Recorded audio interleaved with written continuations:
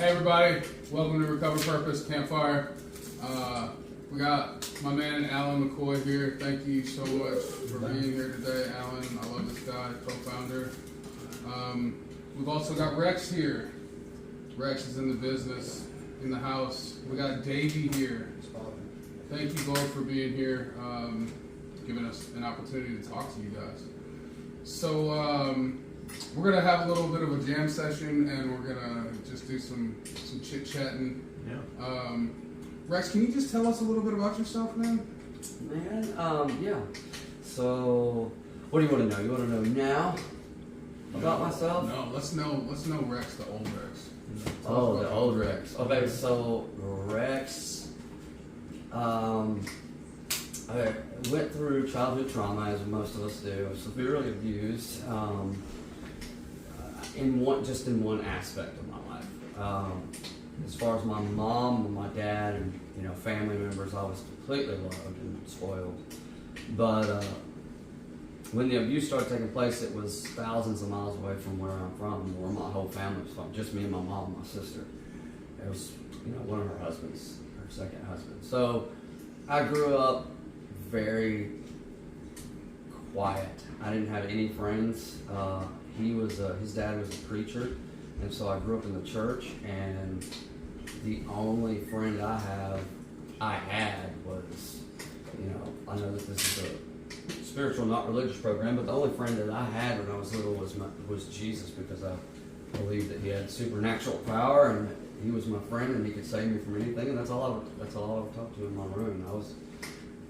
Didn't have friends in high school. I did, but not until later on in high school. I was just very quiet and kept to myself because I was scared that things would happen to me. Wow. I think a lot of us deal with a lot of childhood traumas, man, and we never really focus on what made us into the people that we are now, and then we try to do all these things to change who we are now and how we feel now, and so much of that correlates to like who we were when we were younger, and that little kid inside of us, man, and that little kid inside of us rarely gets enough attention. And I think that's where a lot of the change actually takes place, is when we start dealing with that kid that's scared inside of us. So Davey, what up, man? how you doing, brother? I'm good. Can you tell us a little bit about you? I can. Okay. So I grew up in Clarksville, man, Tennessee, like 45 minutes from here, Nashville. Looking back, I had a pretty good childhood overall. Growing up, my family was pretty poor up until I was about 12, 13, like right around the age when social class starts to matter as a teenager and stuff, so it kind of worked out for me good in that aspect, I guess. Because back then, going into high school and stuff, that's all that matters. Where I'm from is your social class, what type of clothes you wear. Yeah. So my dad started a drywall business, finally on his own, and started making good money and provided for us. We always got the game systems, we always got the clothes we wanted. My parents bought me probably 6 cars in my life from when I was 16 to 22, 23. Wrecked a lot of vehicles. And I got 2 older brothers. One's turning 30 in May, and one's 32. And so my older brother was 30. Basically, I kind of felt like I lived in his shadow growing up. Him and my dad always got along better. They were into the same things, naturally, hunting, fishing, sports.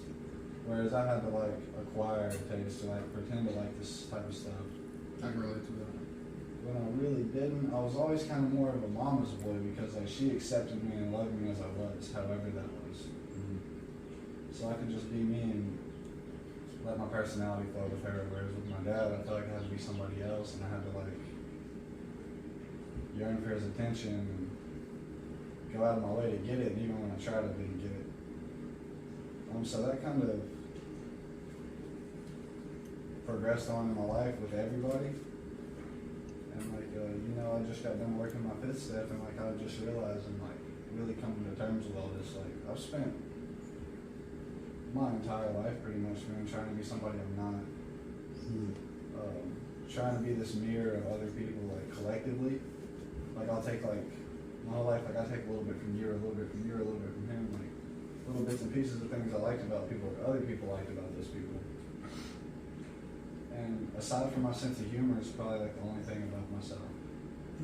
Other than that, so I would use that because that's one thing I had that was mine, and then I would use characteristics from other people to be this like profound or social butterfly type person that could get along with people.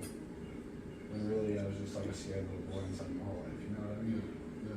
I think so many people can relate to that. Like what you just said will resonate with the masses, man. Like, I know for me, I was a mother's boy because, everybody else had judgments on me. I didn't fit to their standards, but my mom loved me unconditionally. So like, I was drawn to that love, and like that almost relates to what you were saying about leaning on Jesus, because he's got that same kind of characteristic, and we just want to be accepted, and loved. So I get it. I do. I think a lot of people pick